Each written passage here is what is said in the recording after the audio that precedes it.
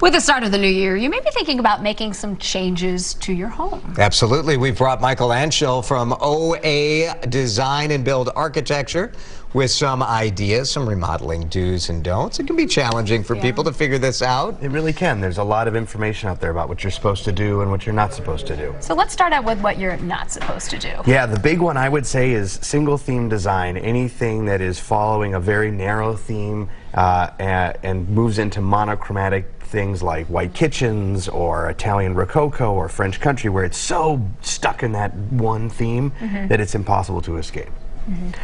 And that can feel dated, too, when you're done with it, right? It's almost instantly dated. You know, within a couple of years, that trend has moved on. And trends in general are risky. You know, trends are fun for clothes where you can switch them out, but for your house, that's not a place to go full into a single trend. You mentioned monochromatic. We have an image of what that looks like, so I think we've seen a lot of this, right? There's so many of these things. White. The white kitchen. And you know what's crazy is we did these back in the 80s, and then in the 90s we tore them out and remodeled them, and now we're doing them again. Yeah, they don't last much more than a couple of years. Another one I think this is interesting. Avoid adding space just because you can. We get this request all the time. Someone says, I want to put a 20 by 20 addition on my house, but they've not really thought about exactly how they'll use the space, and they end up with just a large room that ends up being not full of clutter, not functioning the way they want it to.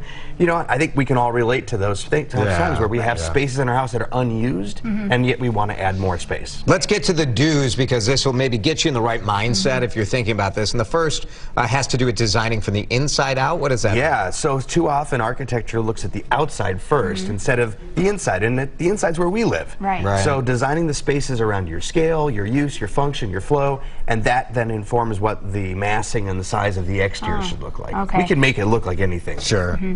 Another one, form follows function.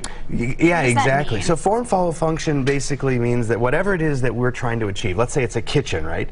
That the way that the kitchen flows, the layout, is around the actual function you want to perform. So you're going to cook, you want to take something out of the fridge, you want to wash it, then you want to prepare it, then you want to serve it. So it's a linear approach, and things like islands or triangles don't actually serve that function that we're trying to achieve. And that goes to the final thing, is then design around the people who are living in the house. It's a crazy idea, right? Very crazy. I mean, come on. You are a true innovator, Michael. People in the house, we're doing this for them. We're doing this. This is where we live. This is where we have babies. This is where we, live life. Right. And designing spaces that just look good in an image isn't necessarily what we want. So, like a little step stool that pulls out for your kids to be able to help wash the dishes. That's something that's simple and easy to do. And then as they get older, you just put that in. And exactly. Does that work? Will they do the dishes if you have a step stool? You'd be amazed when they get to participate. That makes a difference. Michael Anschel, OA Design+Build. Thank you so much. Riley? Yeah, good tips there.